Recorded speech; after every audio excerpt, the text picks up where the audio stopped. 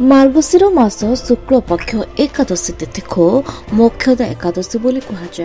यार अन्य नाम भी रही मानस रोग निवारण एकादशी, मोक्षदायिनी एकादशी, मोहनाशक, शुद्ध एकादशी आदि नाम समस्ते जानते। मोक्षदा एकादशी दिन भगवान विष्णुकर पूजार्चना कर व्रत धारण करिले सब मानसिक रोग और कष्ट दूर होता है बोली विश्वास रही। आहरी मध्य सब पाप मध्य नष्ट हो जाए।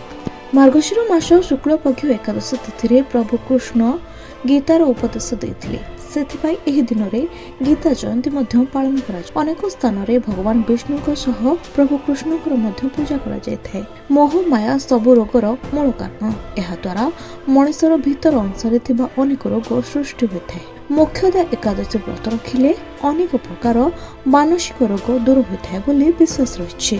पद्म पुराण रे कहा जाय जे मोक्षदा एकादशी पाप को नाश करिथाय। मोक्षदा एकादशी पद्म पुराण रे कहा जाय जे मोक्षदा एकादशी पाप को नाश करिथाय।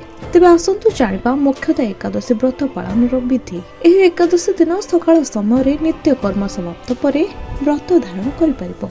यापरे मोक्षदा एकादशी व्रत धारण करिवार संकल्प नियंतु। पूजा स्थान रे भगवान विष्णुकर प्रतिमा स्थापन करंतु।